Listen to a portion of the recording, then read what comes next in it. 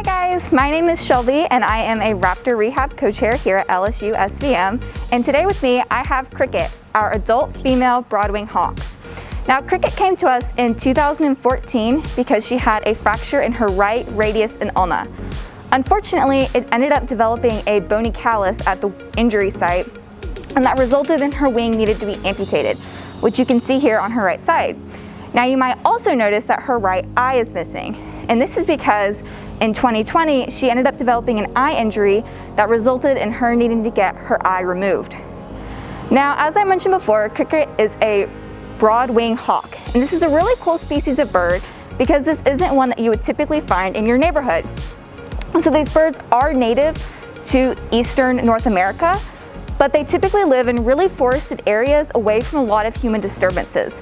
So like I said, you typically wouldn't see her. So Cricket weighs about 1/4 pound.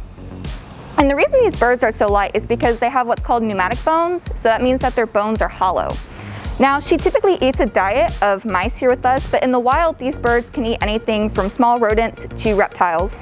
And just a fun fact about these guys is that they migrate to South America for the winter in groups called kettles.